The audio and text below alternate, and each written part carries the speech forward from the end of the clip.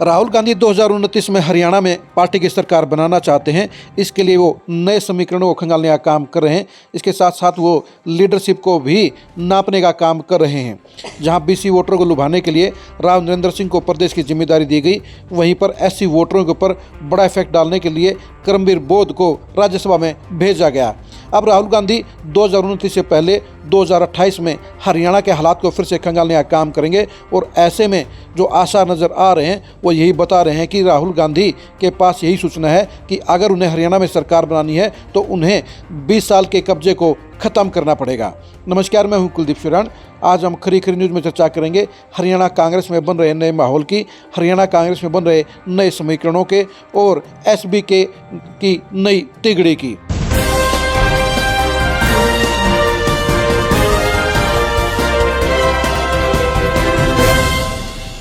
राहुल गांधी बखूबी जानते हैं कि अगर हरियाणा में सरकार बनानी है तो उन्हें नए सिरे से हरियाणा में पार्टी को मजबूत करना होगा।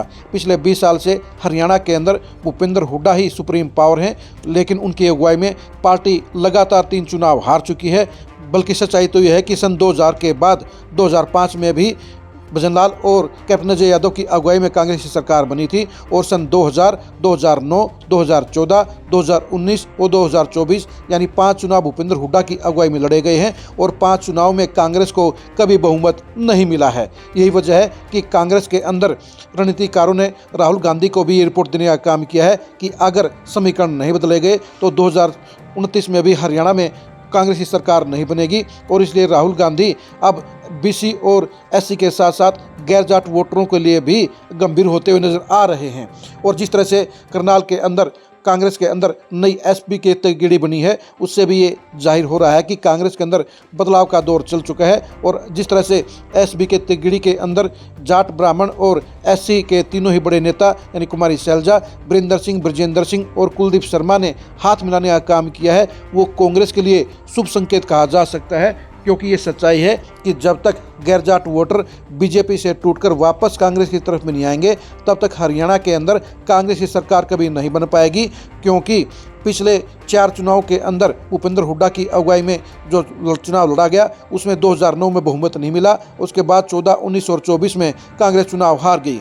और ये बड़ी सच्चाई साफ तौर पर नजर आ रही है कि कांग्रेस को अगर सत्ता हासिल करनी है तो 2029 से पहले उन्हें कांग्रेस के लीडरशिप के सिस्टम में बड़ा बदलाव करना होगा। और ऐसे में बड़े नेताओं के हिसाब से रणनीति बनाने की बजाय उन्हें कलेक्टिव रणनीति बनानी पड़ेगी, तभी हरियाणा के अंदर 2029 में कांग्रेस की सरकार बनने की संभावनाएं प्रबल हो पाएंगी।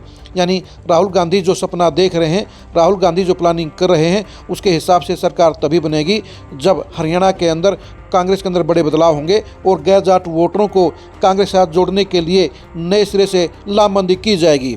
इस बारे में कुमारी शैलजा, बरिंदर सिंह, ब्रजेंद्र सिंह और कुलदीप शर्मा ने जो नई शुरुआत की है वो नई शुरुआत इफेक्टिव नज़र आ रही है।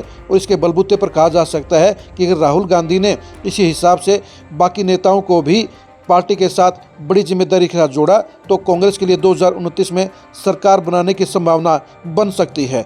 अब देखने की बात यह रहेगी कि 20 साल का कब्जा ये टूटेगा या नहीं टूटेगा, लेकिन ये तय है कि अगर 20 साल के कब्जे को और वर्षों को नहीं बदला गया तो कांग्रेस के लिए 2029 भी सत्ता से दूर की कौड़ी साबित हो सकता है।